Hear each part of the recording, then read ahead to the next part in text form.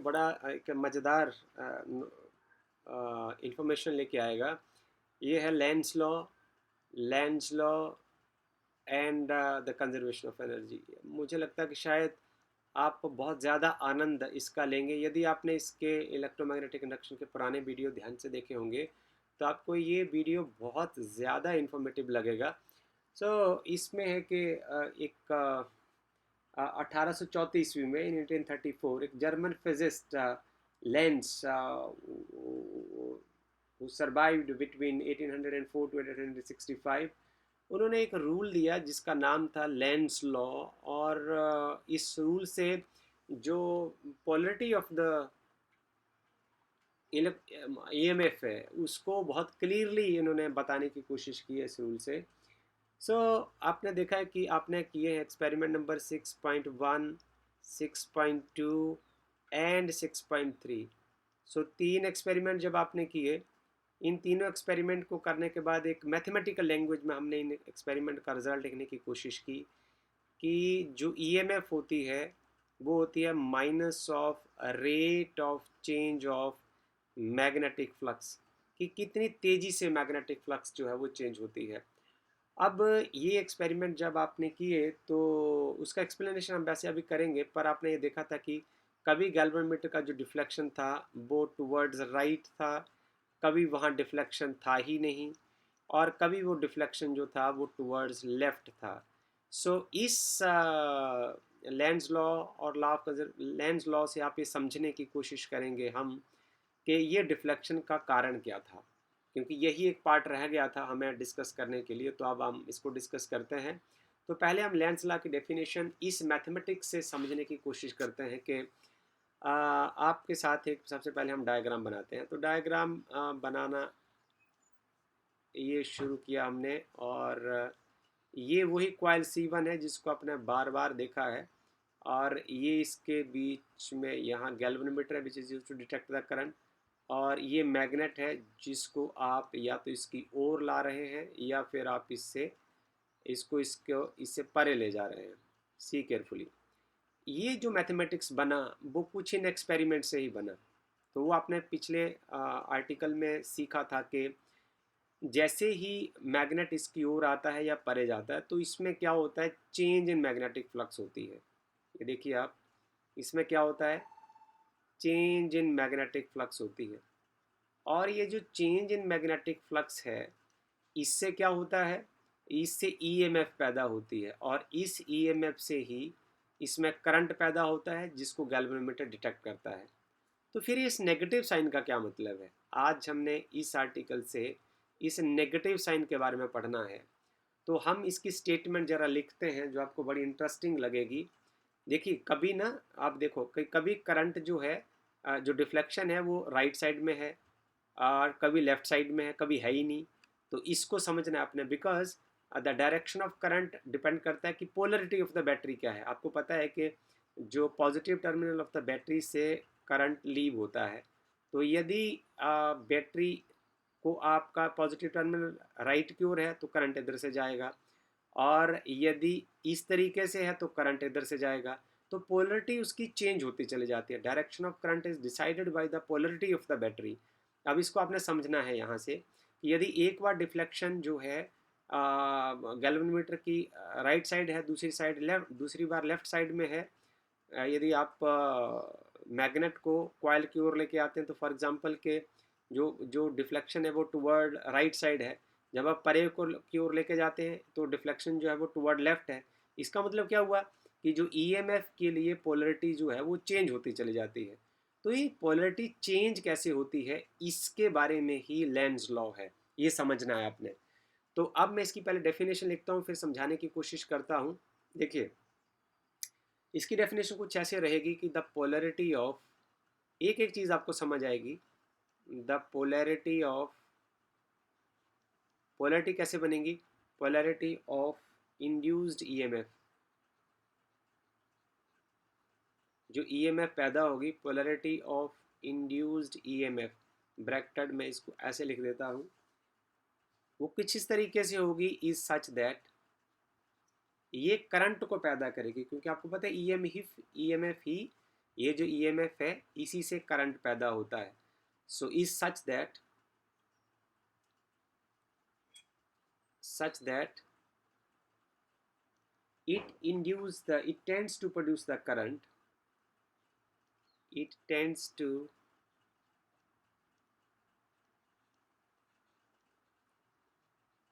इसकी एक्सप्लेनेशन देंगे हमें अभी आपको. It produce a current. It tends to produce a current which oppose the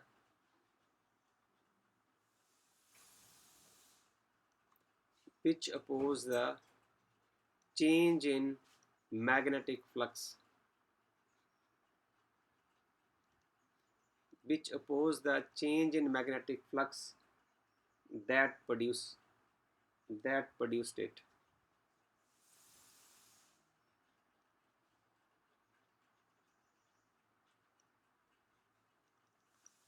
अब आप ध्यान से देखिए, हम इस एक्सपेरिमेंट नंबर 6.1 को डिस्कस करते हैं और यही है एक्सपेरिमेंट नंबर 6.1. आप इस एक्सपेरिमेंट से अब इस डेफिनेशन को और गहराई से समझेंगे. देखिए, ये कहता है कि जो ईएमएफ की पोलैरिटी, जिसको मैंने यहाँ से आपको एक्सप्लेन कर दिया, ये ईएमएफ की जो पोलैरिटी है ये कुछ इस तरीके से करंट पैदा करेगी. It will tends to produce the current. ऐसे करंट इसके बीच में, इस कॉइल में ऐसा करंट पैदा करेगी जो चेंज इन मैग्नेटिक फ्लक्स को अपोज करेगा. मैग्नेटिक फ्लक्स को वो चेंज नहीं होने देता. कि हम स्टेप से चलते हैं. नंबर 1 देखिए, जब आपका मैग्नेट जो है वो कॉइल की ओर आएगा, आपका जब मैग्नेट कॉइल की ओर आएगा तो यहाँ से number of lines of forces जो है, जैसे नज़दीक आएगा तो इस सर्कुलर पार्ट से ज़्यादा लाइंस ऑफ फोर्सेस जो है वो क्रॉस करना शुरू कर देंगी. इससे क्या होगा? चेंज इन मैग्नेटिक फ्लक्स होगी.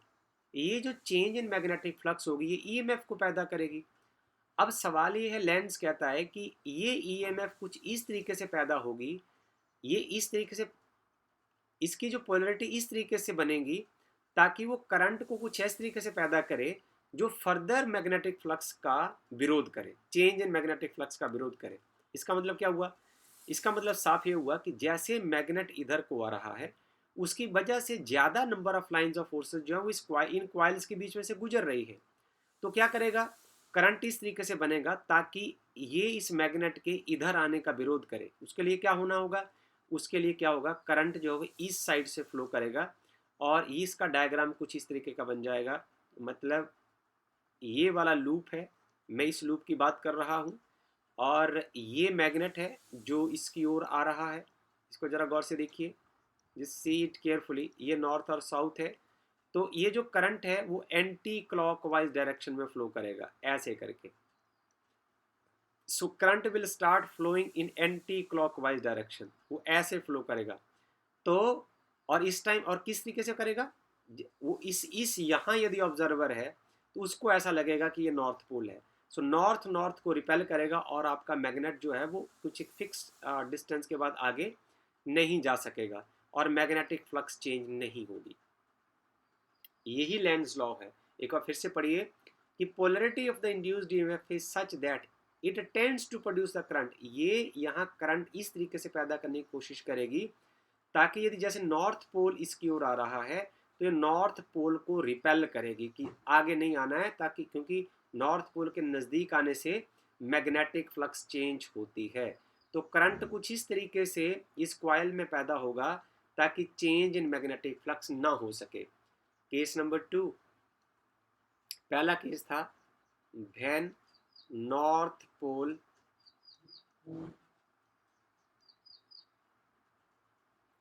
moves towards the coil.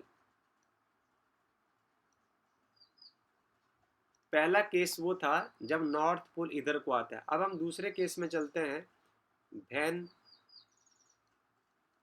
North pole of the magnet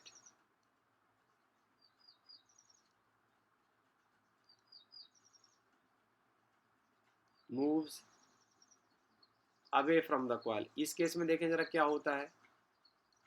from the coil, आपको लेंस लॉ तह तक समझ आ जाएगा और फिर आप डेफिनेशन देखना आपने. कि अब पोलरिटी इस तरीके से डेवलप होगी, वो करंट क्रिएट करेगी, क्योंकि ईएमएफ जो है इसकी वजह से करंट बनता है, इस तरीके से बनेगा ताकि फ्लक्स चेंज ना हो सके। इसके लिए मैं फिर डायग्राम बनाता हूँ आपके साथ। देखिए, ये आपकी कॉइल है, this is your coil,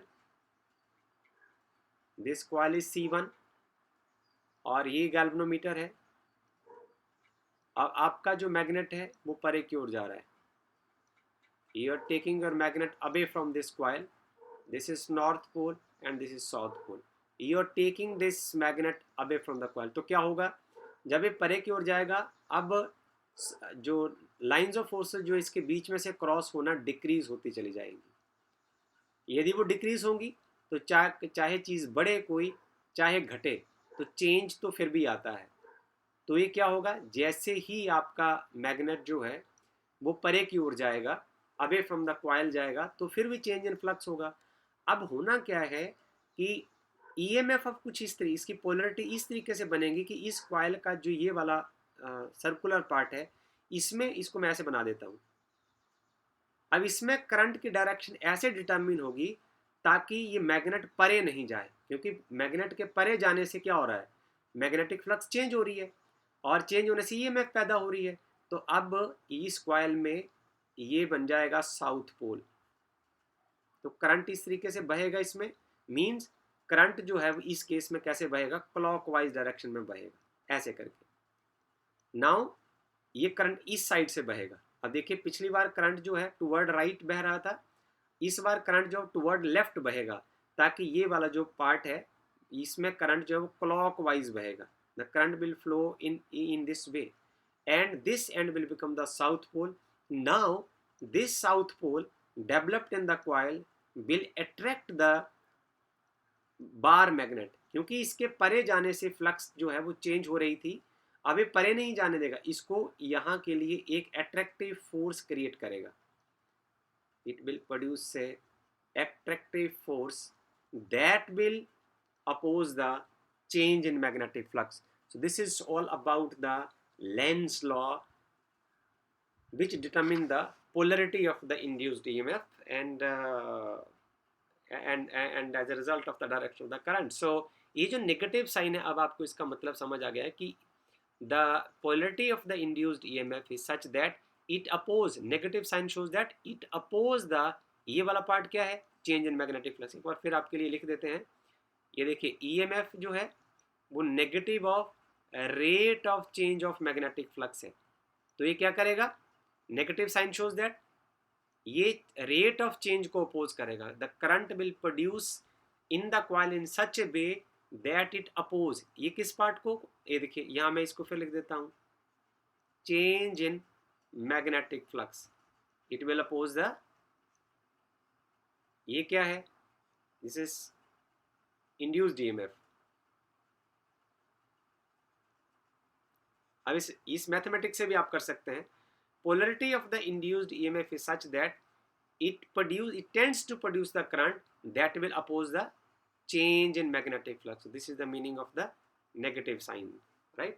So अब हम आगे चलते हैं कि फॉर एग्जांपल कि आपके पास यदि कोई ओपन सर्किट है, और ये उदाहरण के लिए मैं ऐसे कह सकता हूँ कि यदि आपके पास एक बार मैग्नेट है और उसका ये एंड नॉर्थ है और इसका एंड साउथ है, और आप एक कॉइल लेते हैं और उस कॉइल की ओर यदि आप इस मैग्नेट को लेके जाते हैं, देन व्हाट विल हैपन, ये जो इसके मोशन का विरोध करने के लिए इस कॉइल में कैसा करंट आना चाहिए, ये यहाँ नॉर्थ पोल बनना चाहिए। और नॉर्थ पोल कहाँ से बनना चाहिए, जब ऑब्जर्वर जो है वो ईस्ट एंड के ऊपर है, तो उसको ऐसे लगेगा कि यहाँ नॉर्थ पोल बनेगा, नॉर्थ नॉर्थ को अपोज करेगा, और that is all according to the Lenz law.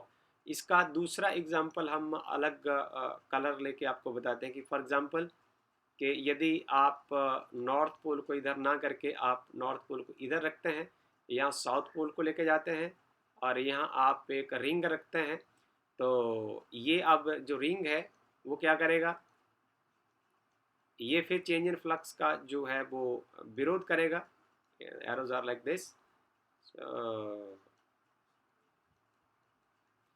विरोध करेगा, तो इसलिए क्या होना है, इसको साउथ पोल बन जाना। तो साउथ पोल के लिए ये जो है वो क्लॉकवाइज डायरेक्शन में करंट फ्लो करता है, और आप इसको ऐसे बना सकते हैं.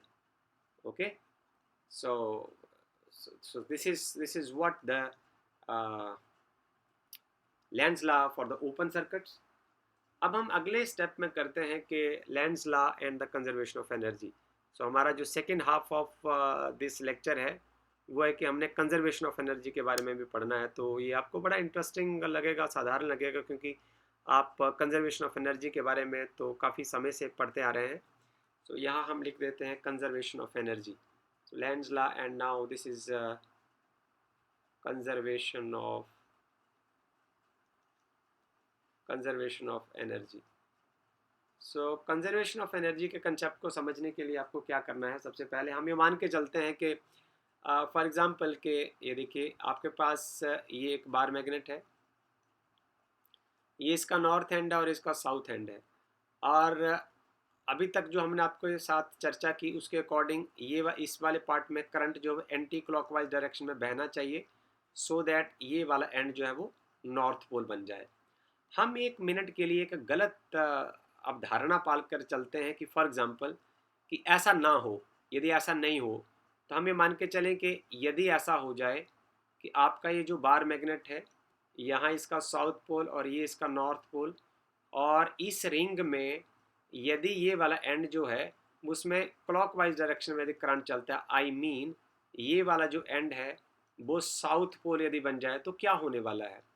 आप यदि इस मैग्नेट को थोड़ा सा भी डिस्प्लेस करते हैं, हल्का सा डिस्प्लेस करते हैं, वेरी स्मॉल, यदि आप इसको थोड़ा सा डिस्प्लेस करते हैं तो ये मैग्नेट क्या करेगा, ऑपोजिट पोल्स होने की वजह से इसकी ओर एक्सेलरेट करेगा. मींस उसकी वेलोसिटी इंक्रीज हो जाएगी. एक्सेलरेट करने से क्या होगा, उसकी वेलोसिटी इंक्रीज होगी. वेलोसिटी इंक्रीज होने से उसकी जो काइनेटिक एनर्जी है वो इंक्रीज होती चली जाएगी. अब आप जरा देखिए, आपने माइनर जैसा बिल्कुल नेग्लिजिबल यदि आपने इसको थोड़ा सा पुश दिया है तो उसकी वजह से वेलोसिटी लार्ज अमाउंट तक बढ़ती चली जाएगी, उसकी काइनेटिक एनर्जी भी बढ़ती चली जाएगी without investing the input. Input invest किए बगैर भी जो इसकी वेलोसिटी और जो काइनेटिक एनर्जी इंक्रीज होगी, which is the violation of law of conservation of energy. और यदि ऐसा संभव हो तो हम ये कह सकते हैं कि if this can happen, one could construct a perpetual motion machine आप बना सकते हैं with such arrangements, which is the violation of law of conservation of energy. Hence जो ये वाला जो प्रोसेस है वो पॉसिबल नहीं है, क्योंकि law of conservation of energy को वायलेट करता है. और अब हम वापस चलें कि यदि हम ऐसा करें कि या तो इस तरीके का डायग्राम, क्योंकि ये पॉसिबल है, और यदि हम ये दूसरा डायग्राम बनाएं, ये भी पॉसिबल है कि ये देखिए आप यदि मान लो ये नॉर्थ एंड है और ये साउथ एंड है, तो यहाँ क्या बनना चाहिए, यहाँ साउथ ही बनना चाहिए. ओके, तो यदि आप इसको इधर लेके आते हैं, सो ये साउथ एंड मीन्स जो current in the coil will flow now in the clockwise direction. So what will happen then, यदि अब आपको फर्दर अपने मैग्नेट को इस कॉइल की ओर मूव करना है, you have to perform work. तो आपको काम करना पड़ेगा, क्योंकि नहीं तो रिपल्सिव फोर्स जो है आपके मैग्नेट को इधर आगे नहीं जाने देगा. और अब हुआ क्या कि यदि आप इसके ऊपर काम करते हैं, सो सवाल ये है कि when a person will do some work in moving a magnet, so where does this energy spent by the person go, ये एनर्जी अब जाएगी कहाँ. so this energy is dissipated in the form of heat, as a joule heating is produced by the induced current. so जब induced current पैदा होता है तो उससे joule heating होती है. मीन्स कोई करंट कैरिंग वायर है तो उसके किनारे एक हीट प्रोड्यूस होती है, that is given by I square RT. सो जितना भी आप एक्स्ट्रा वर्क इस मैग्नेट को मूव कराने के लिए लगाते हैं वो हीट की फॉर्म में चला जाता है, in the form of joule heating. So this is all about this video which is about the Lenz law and law of conservation of energy. So this is very important for examination point of view in any kind of the board exam you are sitting in. So this question is very important. Define Lenz law and what is the law of conservation of energy. So you can answer this question so easily, but I suggest you to solve so many numerical problems on the basis of the same concept to enrich your concept in a deep rooted form. So if you have any objection, then objection and suggestion, then write it in the comment box. Thank you so much.